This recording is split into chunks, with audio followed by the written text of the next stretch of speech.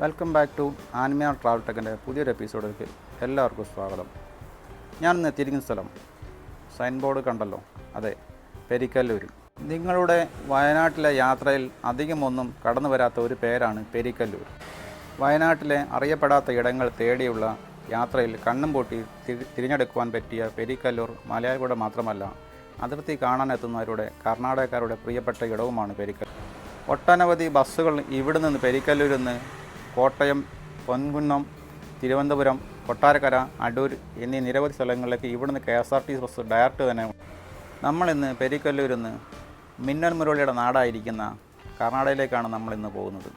കേരളത്തിൻ്റെ അല്ലെങ്കിൽ വയനാടിൻ്റെ അതിർത്തി പങ്കിടുന്ന ഒരു നദിയാണ് ഈ കബനി നദി. അതിൻ്റെ അപ്പുറം ഭാഗം കാണുന്നത് കർണാടകയാണ്.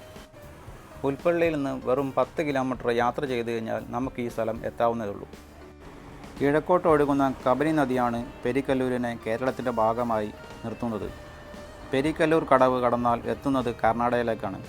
ബൈരക്കുപ്പ എന്ന ചെറിയ ഗ്രാമത്തിലേക്കാണ്. വികസനത്തിൻ്റെയും വളർച്ചയുടെയും പ്രശ്നങ്ങളാൽ ബൈരക്കുപ്പയ്ക്ക് പെരിക്കല്ലൂരിന് ഒരുപോലെയാണെങ്കിലും അതിനെല്ലാം പിന്നിലാക്കി നിർത്തുന്ന ഭംഗി ഇവിടെ സന്ദർശകർക്ക് നൽകുന്നു.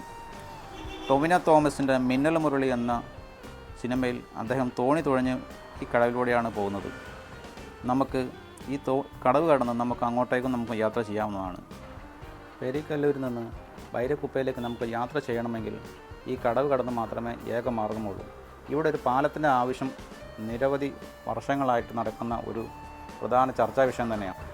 നമുക്കൊന്ന് അങ്ങോട്ടേക്കൊന്ന് യാത്ര ചെയ്താലോ, അതായത് കർണാടകയിലേക്ക്.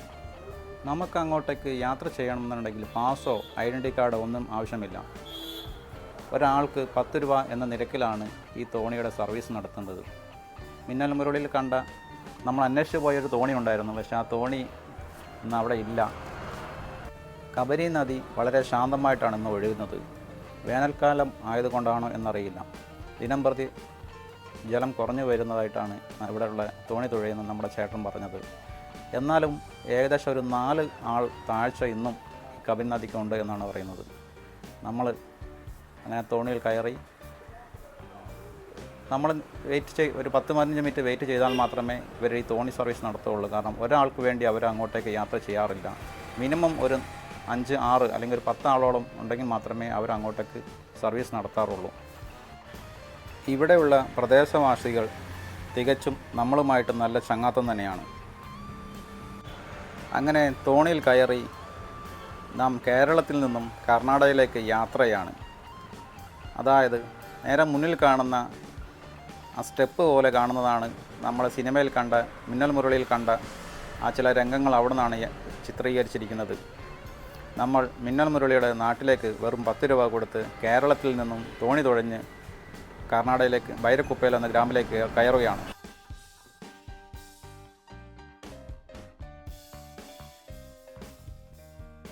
ഇവിടെ രാവിലെ 6 മണി മുതൽ വൈകിട്ട് 7 മണി വരെയാണ് ഇവരുടെ തോണി സർവീസ്.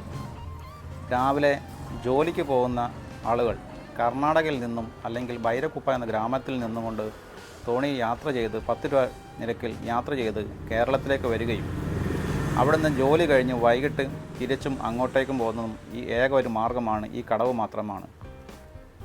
അങ്ങനെ ഞങ്ങൾ തോണിയിൽ യാത്ര ചെയ്യുമ്പോൾ ടിക്കറ്റ് എടുത്തപ്പോൾ തന്നെ അവിടെയുള്ള ചേട്ടൻ പറഞ്ഞു, നിങ്ങൾ വൈകിട്ട് 7 മണിയുള്ളിൽ നിങ്ങൾ തിരിച്ചു വരണം. അഥവാ നിങ്ങൾ വന്നില്ല എങ്കിൽ അവിടെ തന്നെ താമസിക്കുകയും പിറ്റേ ദിവസം മാത്രമേ യാത്ര ചെയ്യാൻ നിങ്ങൾക്ക് ഇങ്ങോട്ടേക്ക് അനുമതിയുള്ളൂ എന്നാണ് പറഞ്ഞു. നമ്മൾ ഏകദേശം 1 മണിക്കൂർ മാത്രമേ നിൽക്കൂ എന്ന് പറഞ്ഞുകൊണ്ട് നമ്മൾ യാത്ര തുടർന്നു.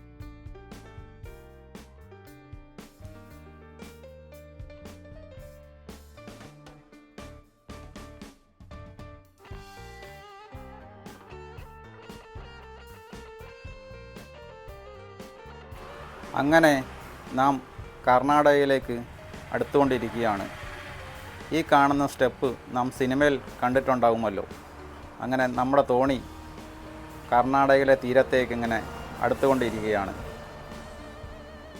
ചേട്ടൻ തുഴഞ്ഞ് തോണി ഒരു വശത്തേക്ക് നീക്കിക്കൊണ്ടിരിക്കുകയാണ്. അങ്ങനെ നാം കർണാടകയിലേക്ക് കാല് കുത്തുകയാണ്. തിരിഞ്ഞു നോക്കിയപ്പോൾ കേരളം അങ്ങ് അകലെ എന്ന് തോന്നി. അല്ലെങ്കിൽ പെരിക്കല്ലൂർ നമ്മെ വിട്ട് കുറച്ച് ദൂരെയാണോ എന്ന് സംശയം.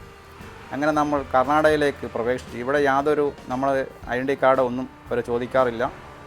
നേരെ നമ്മൾ കർണാടകയിൽ ചെല്ലുമ്പോൾ തന്നെ നമ്മളെ സ്വീകരിക്കുന്നത് ഒരു തമാശ എന്ന രൂപത്തിൽ ഞാൻ നിങ്ങളോട് പറയട്ടെ.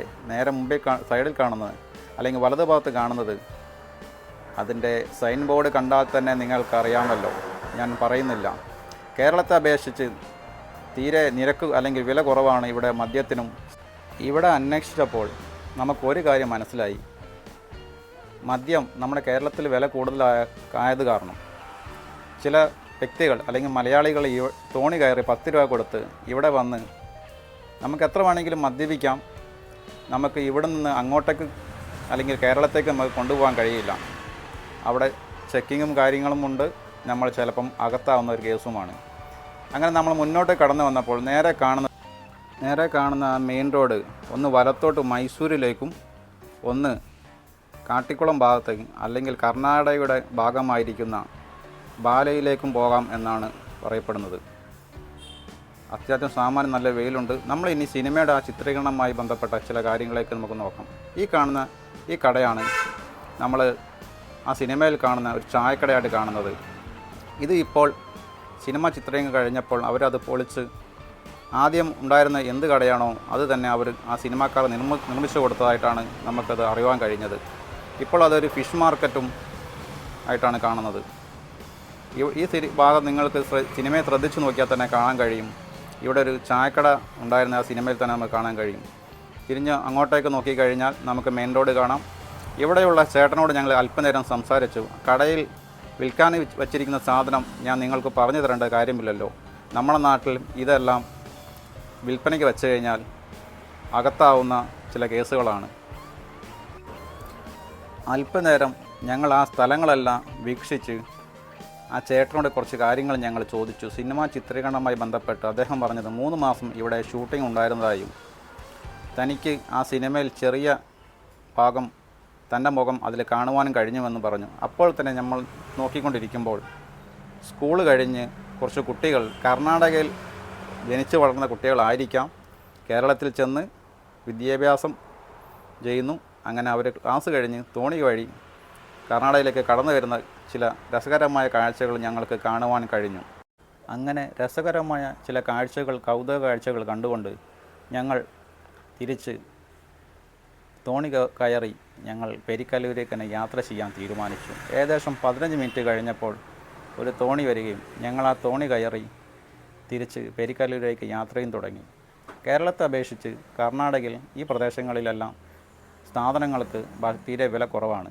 മദ്യമായാലും കേരളത്തിൽ നിന്ന് നിരവധി ആളുകൾ ഈ തോണി കയറി വന്ന് ഇവിടെ വന്ന് മദ്യപിച്ച് പോകാറുണ്ടെന്നാണ് ഇവിടെയുള്ള ചേട്ടന്മാർ വളരെ ചിരിച്ചുകൊണ്ട് പറയുന്നത്.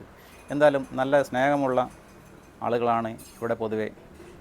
അങ്ങനെ ഞങ്ങൾ ബൈരക്കുപ്പ എന്ന നാടിനെ അല്ലെങ്കിൽ മിന്നൽ മുരളി എന്ന സിനിമ ചിത്രീകരിച്ച നാടിനെ ഞങ്ങൾ ടാറ്റ പറഞ്ഞുകൊണ്ട് ഞങ്ങൾ തോണിയിൽ യാത്ര ചെയ്യുകയാണ്. യാത്രയിൽ ഞങ്ങൾ മനസ്സിൽ ഇങ്ങനെ വിചാരിച്ചു, ഇവിടെ ഒരു പാലം വന്നാൽ മൈസൂരിലേക്കും അങ്ങോട്ടും ഇങ്ങോട്ടുമുള്ള യാത്ര വളരെ എളുപ്പമാകുമല്ലോ. വയനാട്ടിലെ സുൽത്താൻ ബത്തേരിയെയും കർണാടകയും HT കോട്ട താലൂക്കിനെയും ബന്ധിപ്പിക്കുന്ന ഒരു പാലം വന്നിരുന്നെങ്കിൽ എത്ര സുന്ദരമായിരുന്നു ഈ നാട്.